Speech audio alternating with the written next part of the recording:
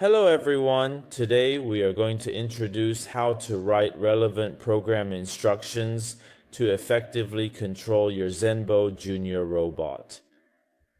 Okay, first of all, in this section we will mainly introduce the programming interface of the Zenbo Junior robot. Okay, first, please open your browser and in the address bar type Zenbo, lab, ZENBOLAB, then click search. The first link you see will be Zenbo Lab. Please click on it. Alright, once you enter this page, does it look very familiar? Doesn't it look a lot like the Scratch programming interface we introduced before? That's right, basically most graphical programming language interfaces look like this. The left side contains the types and contents of the programming language, where you can find various programming commands you might use, including actions, speech, and display, okay. The middle part is the editing area of the programming language, where you can drag all the blocks of programming commands you need into the central editing area. Next, on the right is the simulator. When you click to execute here, the robot in the simulator will perform the activities and content set by your programming language.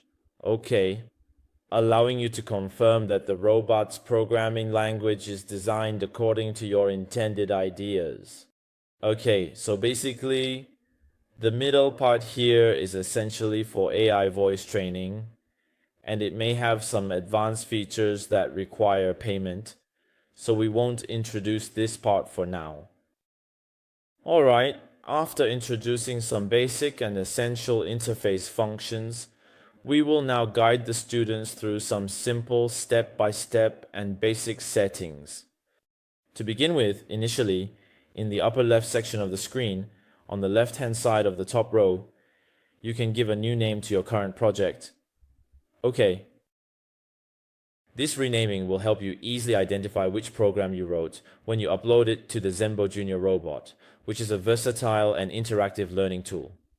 Okay, so I would strongly recommend that all students begin by carefully and thoughtfully renaming their program projects, such as, for example, in order to more effectively and efficiently manage their work.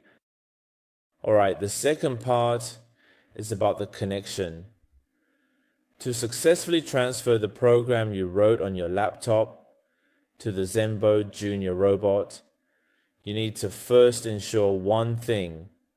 The wireless network on your Zenbo Junior robot and the wireless network your laptop is connected to are the same network area, okay, the same network connection.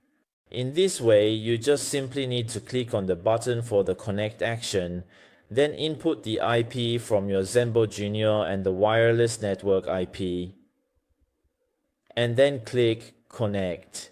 Basically, it should easily connect successfully. Once connected, you can directly upload all the programs you wrote in Zenbo Lab to the Zenbo Junior robot. Okay. The third part is if students need to adjust the language of the entire interface, you can do so here. For example, if we want to change it to an English interface, you can select the language type you want under the Language tab. Currently, it only offers 3 options: English, Traditional Chinese, and Simplified Chinese. Okay, then set it according to the language interface that students need. Up to this point, this is basically the fundamental operation of the entire program language. Okay, let's just stop here for this part. Alright students, today we are going to introduce Zenbo Junior, this robot, to you. So, it will include several parts, including the first one, which covers some basic settings and operations of the robot, as well as what it can do. Then the second part will introduce how we can use graphical interface programming languages to design and control this robot. First, let's move into the first part, which is the introduction of Zenbo Junior, the Zenbo Junior robot. Okay, first, students, what you see on the screen in front of you is basically the entire appearance of Zenbo Junior. You can observe that it is divided into several parts. The first part being, of course, the head, and then behind it there is basically the neck and the body. You can imagine the Zenbo Junior robot as a tablet with wheels. Simply put, that's what it is. So because it has neck joints and at the bottom, you can observe that it has some wheels and sensors.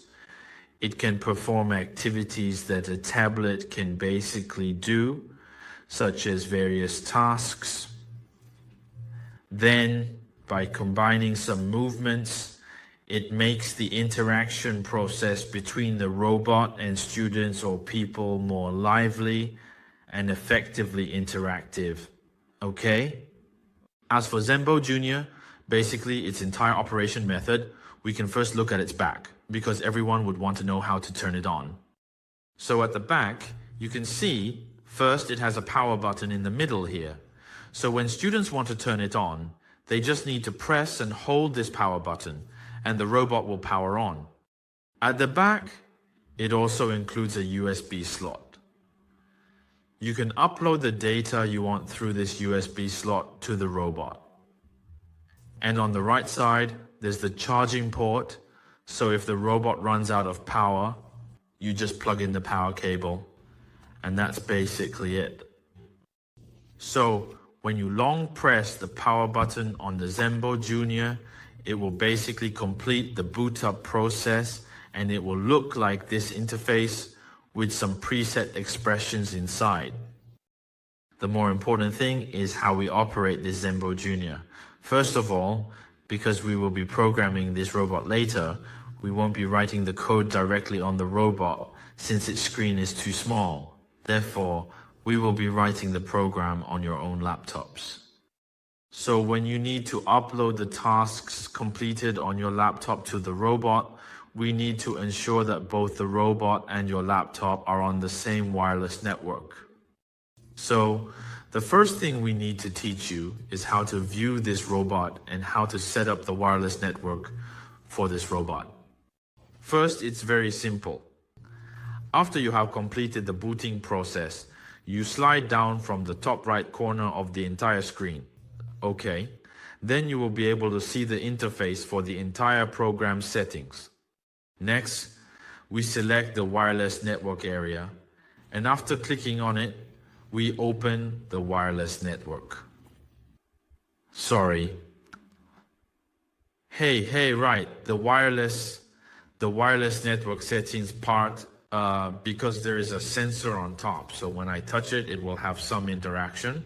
Okay, we select settings, then select Wi-Fi, and here you choose the network node you want to connect to. After that, remember that your laptop should also connect to the same network hotspot. Okay, good. So in here, basically, you can have a few options. Once you have completed this setup, then basically you can select this. A smiling face, a symbol with a smile in the middle, will return to this robot expression screen. After completing this setup, we need to know the current IP address that your robot is connected to. So this IP will be needed later when we write the program and establish the connection. So first, we'll teach you how to find the location of this IP. You can slide your finger up from the bottom center of the screen, and you'll see a symbol with a circle in the middle. Tap it to open the entire program command. What next? Please carefully select the Zenbo lab icon, which is usually located on your desktop or in your applications folder, and open it by double-clicking. Okay, once you have successfully opened it, the interface will display all the program commands that have been uploaded to this robot. These commands are essential for the robot's operation and functionality, allowing it to perform various tasks efficiently. Okay, the most important part is at the bottom, where it will display the current IP address of this robot. Okay, so as long as you just write down this number, when we get to the Zenbo Lab programming page, you can simply and essentially start operating, basically. Okay, these are the two main settings that you need to be aware of and understand. Okay, so basically, if you want to set other functions of the robot, the entire setup process is essentially the same as setting up a tablet or any other smart device you might be familiar with. This process is straightforward and user-friendly, ensuring that you can easily navigate through the settings without any hassle. You just need to call up its function list, adjust the volume, or decide if you don't want it to move. For example, if you are programming and your program doesn't involve using the wheels, some students might worry that if the wheels aren't locked, the robot might move around randomly. If you're programming on a table, it might fall off and get damaged. So you can select whether the wheels should be locked or unlocked. Then you can decide its current state, or whether you want to activate it using voice commands. So what does voice activation mean? It means that since it's a robot, you can use some programming languages, similar to Siri's functionality, to summon it and have it perform certain actions. Okay, for example, let's do a simple test. Okay, for example, its activation command is basically like, "Hey, Zambo." Huh? Could you please tell me how old are you exactly this year, right now? Let me keep a little secret. Okay, so as you can clearly observe, you can use various different activation prompts such as "Hey Zambo." For example, such prompts, Huh? then there will be some ripples on the side, indicating that it has started receiving.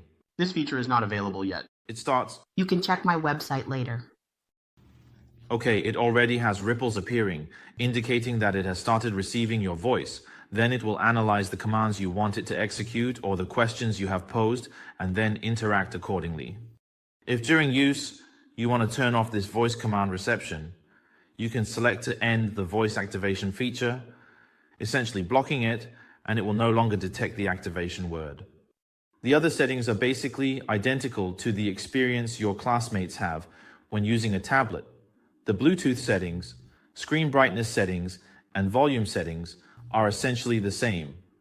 In summary, okay, that concludes our initial introduction and explanation of the appearance and some basic functions and functionalities of Zambo Junior. Okay, next we are going to actually in fact see and observe how we write the detailed control instructions for the Zambo Junior robot. Okay, first of all, we need to confirm a few things. First, confirm the name of your project, and second, confirm whether your laptop and the Zambo Junior robot are successfully connected. Alright, if there are no issues, and it shows disconnected here, it actually means you have successfully connected to the robot. Now, we are going to begin the process of carefully and systematically designing and developing our program. Alright, let us start with the very first step, which is in the initial part. We will introduce the most basic and simplest method to control and manage the robot's movements. First, we need to navigate to the motion category located on the left side of the screen. Click on it, and then we can see what options we have to control in this category. First, the angle at which the robot tilts its head up and down, and then the speed at which the robot moves forward, the speed and distance of movement, and the distance it rotates. Okay, sorry, not distance, but the angle of rotation to the left or right, as well as its turning speed or forward speed. Okay? And then it can also, because it can detect expressions, so if you have designed it to detect faces, it can, if it has detected something before, you can control it to turn towards the detected expression. Okay, or like the action of starting to detect expressions. Okay, in a straightforward manner, you can let it follow a certain object to continue on its path. Okay, so let's start with the simplest thing imaginable, which is how we can purely control all of the movements of both the robot's head as well as its wheels. For example, at the beginning, we want the robot to lift its head, so we first lift the head and then we drag it in like dragging a block. Here, basically, you can directly choose a negative angle, which just means the head is moving downwards. And then, so you just directly choose the angle you want it to lift its head, okay? Next, I want the robot to move forward a certain distance. So we let it move forward, ensuring it covers the required span efficiently and effectively. Then we don't want to move too much, so we move it 5 centimeters. Next, because I want it to perform a bit of movement in different directions, I then let it turn left first, then turn right. Okay, good. Remember, you need to connect them all together for it to be executed as a single command. Turn left 45 degrees, turn right 45 degrees, and then I let it do this twice in a row. We won't add the loop command for now. We'll just simply perform this action. Let me see. All right, okay. Up to this point, we can basically see how the robot executes the commands. Once the program starts, it will lift its head, then move forward 5 centimeters, turn left 45 degrees, turn right 45 degrees, then turn left 45 degrees again, and turn right 45 degrees again, and finally, the program instructions will end. Okay, up to this point, if you feel like, hey, I finished writing, but before uploading to the robot, I want to test it on the simulator first. Can I do that? Of course you can. Just like we have a simulator here in the upper right corner, you just need to click on the play option, and it will execute the actions you just created. Let's take a look at what it executes. Look up, move forward, turn left again, turn right, and then finish. Okay, good. So if students feel that their program instructions are almost complete, how do I upload them to the robot? Basically, you just need to click on this play button, and it will start the upload process. Then, in a moment, let's see what it looks like when the robot executes it. Okay. Okay, let's try it.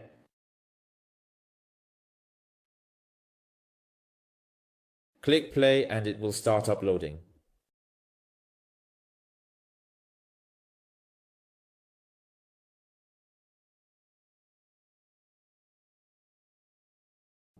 Okay, this is its command. Very, very simple and straightforward.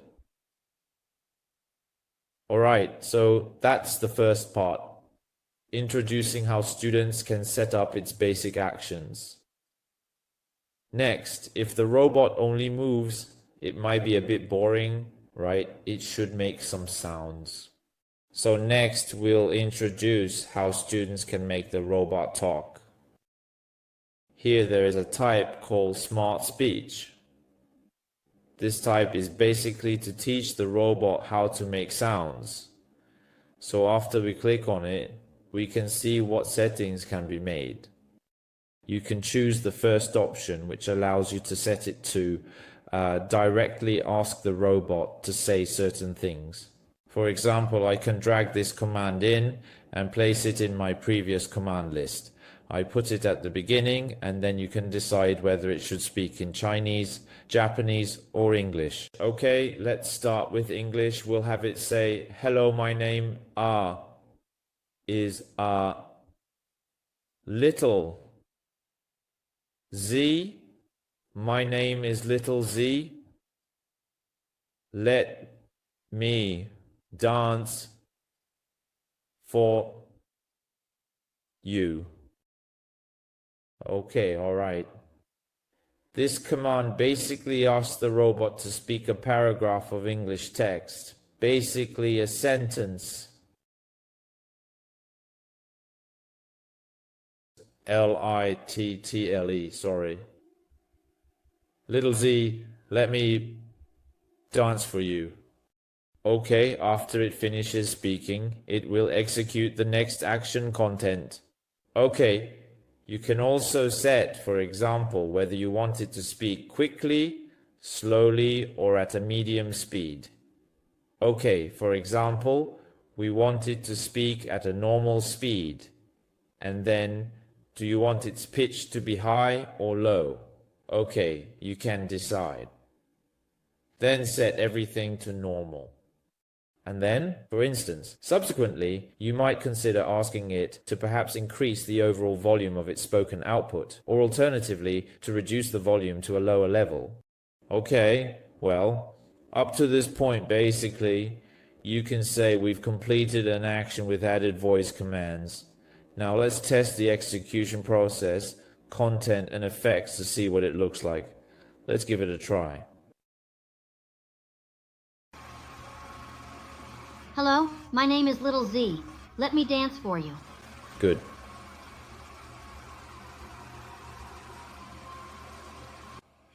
Up to this point, we have indeed basically completed the simplest actions and basic voice settings. Okay.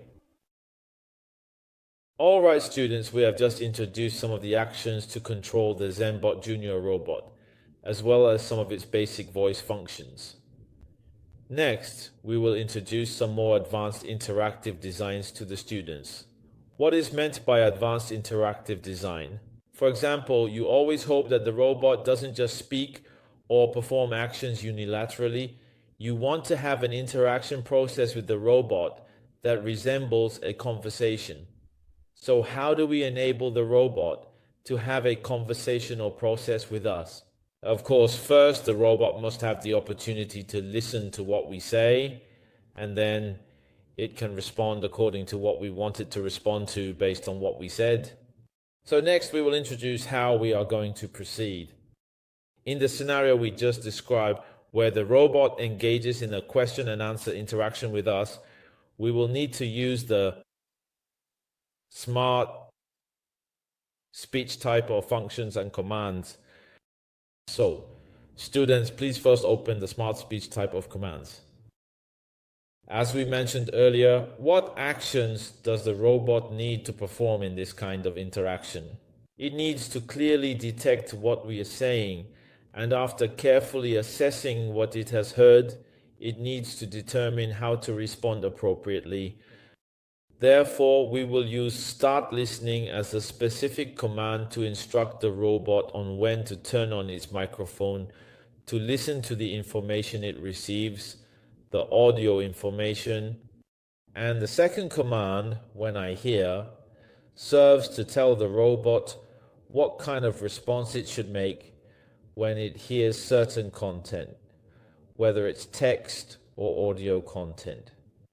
However, you will notice something strange, which is, hey teacher, it doesn't work. You just said that dragging would be enough, but teacher, I can't drag this one. It's in a semi-transparent state, and when you click on it, it tells you, please, log in. Alright, so next, when we want to use this kind of voice recognition feature, we need to use an ASUS developer account to get these permissions. So before performing this command action, I need to ask the students to first look at the top right corner. Up to this point, if you haven't used the ZenBot Lab interface before, you probably don't have any account. So here it should show login, indicating that you are not logged in yet. Next, we need to ask the students to click on login and then press leave. Then, we ask the students to register here, which is essentially the process of becoming an ASA ZenBot Junior developer. In order to fully engage and participate in the exciting journey of being an ASA ZenBot Junior developer, students must register. Once you have registered for this developer account, ASUS will enable the Smart Voice feature in ZenBot Lab, allowing students to use it. Since I have previously registered, I will directly select my previously registered account and proceed to log in. Okay, once I have completed the action, you will see that the login at the top right corner changes to my account name, indicating that I have successfully logged in. Alright, next we will start using these smart voice features. So how do we do that? First, we think about the scenario we want. We hope that at the beginning, the robot will provide some welcoming sentences or guiding instructions. Next, we will ask the students to practice certain English vocabulary according to the instructions we want, focusing on pronunciation. The robot will detect what the students are saying and provide feedback. Alright, so the simplest way is to start with the speech we just discussed. From the content of the speech, we've basically learned to ask the robot to say some welcoming words, which is not a problem. Then let's have the robot say, hey, let's do some exercises now. First, say it in Chinese to tell the students that we are going to do a simple exercise. Then we proceed to ask the robot, because we want the students to do pronunciation practice. So we would say, please repeat after me. Since it can only speak one language at a time, if you have two languages simultaneously, you might need to separate them into two commands for writing. For example, I would first say, please repeat after me, okay? Say it in Chinese. Then I let the robot say, in English, tell the machine what is the English word that the student needs to imitate or repeat. For example, have them repeat apple, apple, apple. Okay. All right, up to this point is basically the same as the phonetic instructions we just practiced. You add the say program command, and then you also need to say the instructions you require, sentence by sentence. Next, there will be some different functions coming in. After you finish speaking, after the robot finishes saying apple, you want the robot to start opening its ears to listen to what the student says. So next we will use start listening. Okay, all right. With start listening, since we just had them practice the English word for apple, I want it to listen in English.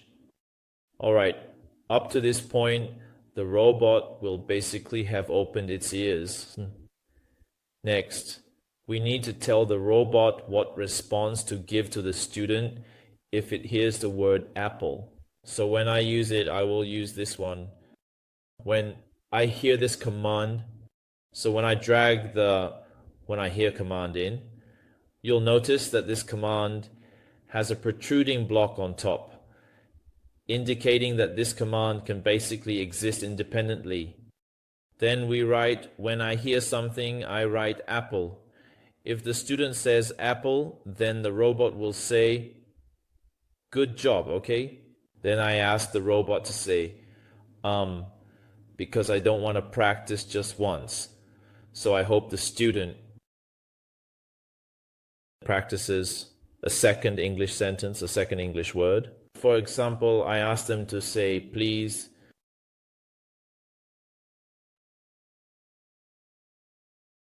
Say it with me once.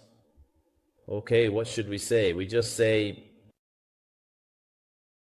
okay, remember to set this command to Chinese here, because it's a Chinese word, a Chinese sentence. Then we teach them to say watermelon, watermelon, watermelon. All right. Then exactly the same way, we will bring in a command that says when I hear, and then we will write watermelon at the very end. And if the student pronounces it correctly, it will respond with nice, okay. All right, up to this point, we've basically completed some preliminary content. And here, because we've mentioned it, please repeat after me, and then and the robot says watermelon. Remember to perform one more action. I just missed one action, which is start listening. Remember to tell the robot to open its ears and listen again, okay? After finishing speaking, we can finally wrap it up. Let's do an example. We'll simply wrap it up and then say, Yunshu is indeed fine. Wow, you really performed amazingly today. Okay. All right. So this is what we consider as a few small programming exercises designed to enhance our understanding and skills. These exercises are crucial for building a solid foundation in programming. Then we'll continue to see if the interaction between the robot and us proceeds as we expected, ensuring that the robot responds accurately to our commands and behaves as intended in various scenarios. Okay, first of all, remember to connect. Then smile a little. We connect first. Then make sure our IP is okay. Then press connect. It will start uploading. Now, let's do some simple exercises. Say apple with me. Apple. Good job. Please say watermelon with me. Watermelon. Nice. Wow. You did an amazing job today. Okay, so that's what we just did, using some advanced voice recognition commands to add a bit of interactive practice and engagement between the robot and us. Okay? This process helps in enhancing the communication and understanding between humans and machines, making the interaction more seamless and efficient. Okay. We have just taught the students how to use the Smart Voice command program, and then through the voice recognition function of the robot, to activate the microphone for recording. After the student finishes speaking certain content, the robot provides corresponding feedback based on the voice information it hears. This is what we just introduced. However, in the process of interaction between the robot and the students, besides voice interaction, as we mentioned earlier, the robot itself is like a moving tablet. The main function of a tablet is that it has a screen, so students can also interact with the robot through touch on the screen.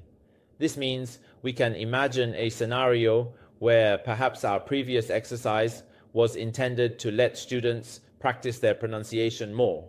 However, some exercises are not for practicing pronunciation, but for practicing their listening skills and the correspondence with text. So you might require the robot to say a word, and then the student, from the sound of the word they hear, selects the correct vocabulary on the screen. This is how they interact with the robot through the touch screen. So, how do we achieve this interaction? This is what we are going to teach the students next. Okay, so let's first simulate and imagine what the entire interaction scenario looks like.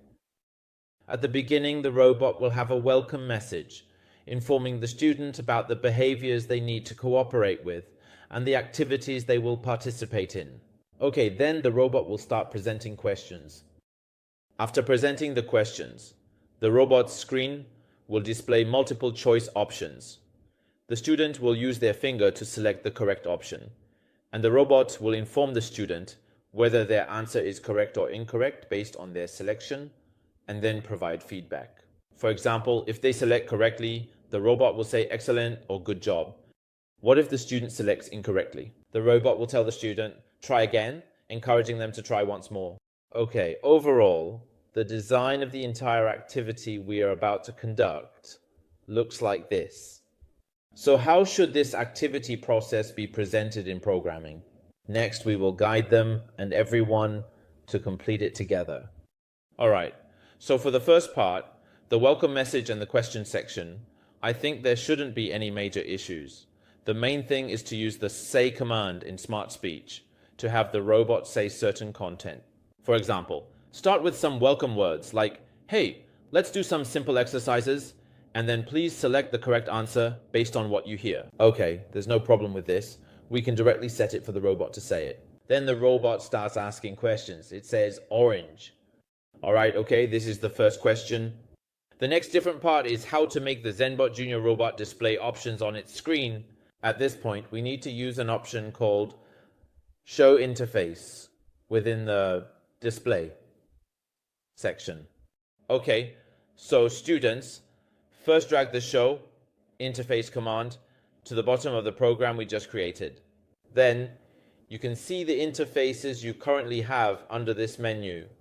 For example, I've already created a question about fruits and one about transportation. So how can students create their own questions? You just click on the editor option right after this command. On this screen, you can see that there are two types of interface options the robot can present. One is in text form, which is on the left side, and the other is in image form. If you want students to hear certain words and then select the correct image, you can choose picture mode. Okay. After selecting, you can then enter the relevant option answers and content in the options. Okay, after entering, remember to adjust the name of your interface, as this will make it easier to search. And finally click Save, and it will be saved. Okay, well, if there are no issues up to this point, and if you have successfully created your own interface, you will be able to see the name of the menu you just set up. Then you select the name you want. Okay, at this point, it will display the option interface you just set up. 이조사. Since we want to give students a bit more time to think about the answers, we usually allow them a short waiting period.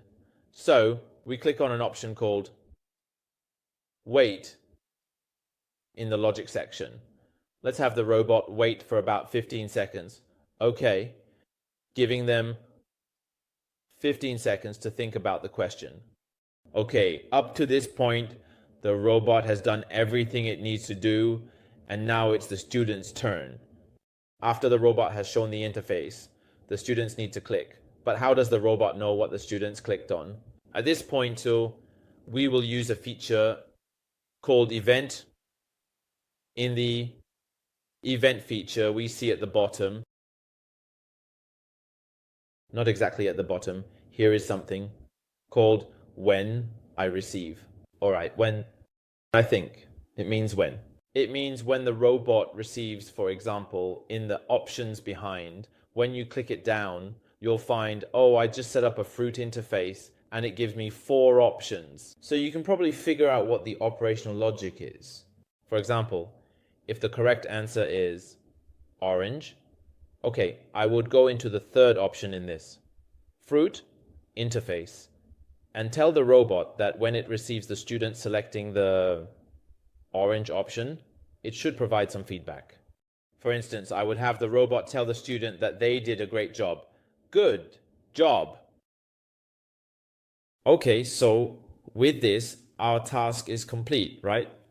This means we've completed this question. Similarly, we can deduce if a student chooses the wrong answer, what should be done. When the robot chooses apple, what do we want the robot to say? Of course, we should encourage them to try again. Try again. Now. Okay. Try again. Try again. And then the same.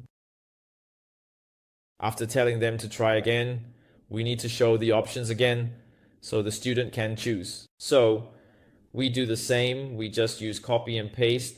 Coral C, Coral V, okay. Show the fruit interface again and give the student 15 seconds to wait. Okay, well, if the student chooses the first answer and it's wrong, then the second answer is also wrong.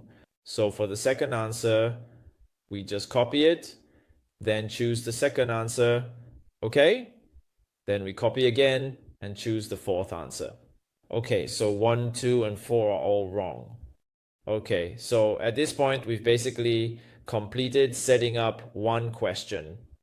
Now next, let us try and observe what the entire complete program looks like in action when it is fully operational.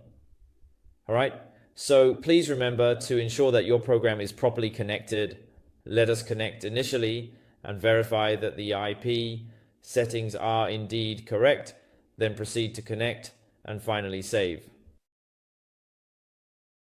Now let's do some simple exercises. Please choose the correct answer based on what you hear. Let's get started. Orange. Please try again. Try again once more. Good job. Okay, that's all for today's lesson on the interactive format we set up in Zenbo Junior. I hope everyone can practice more and think about what kind of English learning activities you can integrate with the Zenbo Junior robot. Okay, thank you everyone.